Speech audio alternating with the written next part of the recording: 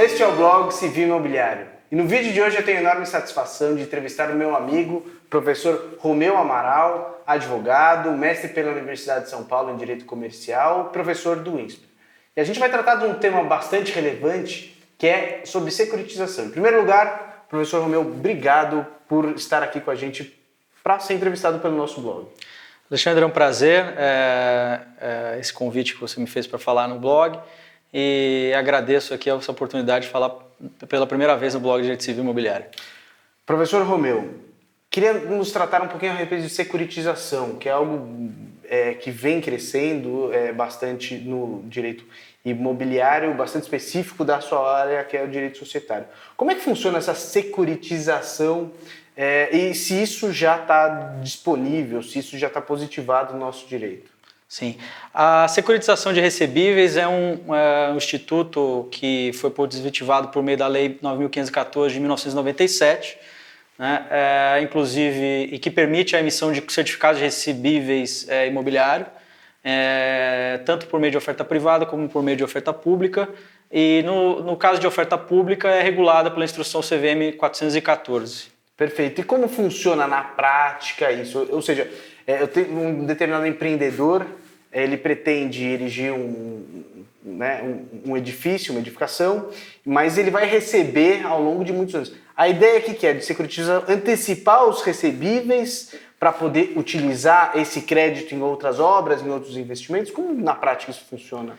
Olha, na prática, o empreendedor, o que ele faz? Ele constitui uma sociedade de propósito específico. Perfeito. Essa sociedade de propósito específico, por exemplo, num contrato de build to suit, ele firma um contrato com o cliente, né, de locação desse imóvel que será ainda construído, né, no momento em que esse imóvel for entregue, então passa-se a ser devido ao aluguel e aí sim ele tem um crédito. Não é? O que ele faz? Ele, para antecipar esse crédito, normalmente um contrato de build to suit é de longo prazo. Então, ele não pode ficar aguardando 10, 20, 30 anos para receber esses créditos. Então, o que ele faz?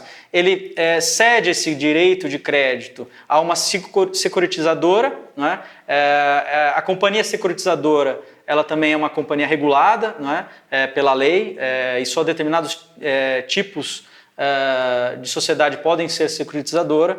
Essa securitizadora emite um certificado de recebível imobiliário, né? No caso de uma oferta pública, ele faz, inclusive por meio de sistemas de distribuição de valores imobiliários, e o investidor subscreve esse certificado, né? E aí o empreendedor recebe antecipadamente aquele crédito que lhe seria devido ao longo do tempo. E isso ele pode receber isso? Precisa aguardar pelo menos finalizar a obra ou assim que ele já firma o contrato build to suit, ele já poderia antecipar esses recebíveis? Ele poderia antecipar, mas não por meio do CRI, ele poderia por meio de outros instrumentos financeiros. Pelo CRI só quando finalizada a obra? Pelo CRI o ideal seja que a obra seja entregue e aí ele faça a cessão desse crédito para a securitizadora que vai lançar o CRI lastreado nesses créditos. Perfeito.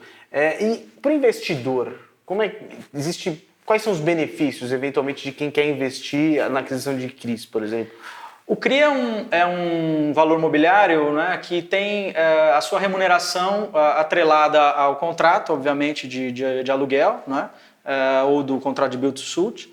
E para o investidor tem uma vantagem tributária que, no caso da pessoa natural, ela é isenta de imposto de renda.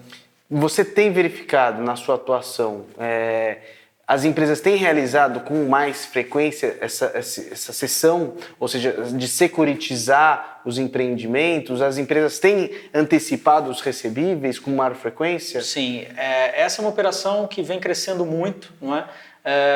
Nós demos o exemplo do build to suit, mas as instituições financeiras também utilizam essa operação para transferir o risco de crédito nas operações de financiamento imobiliário que elas realizam. Então elas também transferem isso para a securitizadora que emite o CRI e com isso o banco ele recebe antecipadamente aquele recurso que ele emprestou para um cliente da instituição financeira num financiamento imobiliário. Isso vem crescendo exponencialmente porque, como eu disse, transfere o risco de crédito da instituição financeira, gera uma capacidade para a instituição financeira realizar mais financiamentos, não é?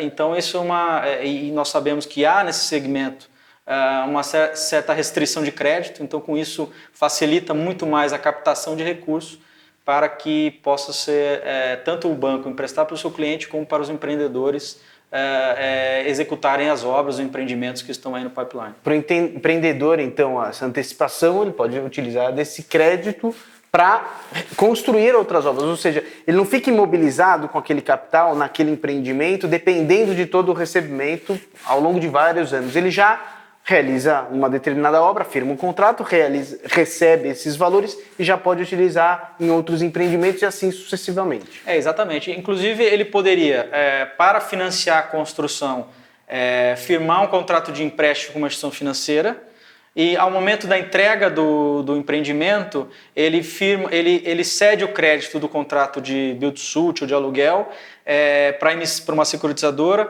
A securitizadora emite o CRI e ele recebe esse recurso antecipadamente do contrato de aluguel, quita o financiamento e já tem aquele retorno financeiro sobre o empreendimento que ele realizou antecipadamente. Professor Romeu, eu queria te agradecer a sua entrevista aqui ao blog, foi bastante esclarecedora, eu mesmo tinha algumas dificuldades em entender como é que funcionava essa estruturação, que não é simples, mas de fato acho que vem crescendo muito no mercado, porque as empresas buscam naturalmente cada vez mais obtenção de crédito rápido para poder empreender nas suas obras. Muito obrigado pela sua esclarecedora entrevista. Obrigado, eu que agradeço o convite.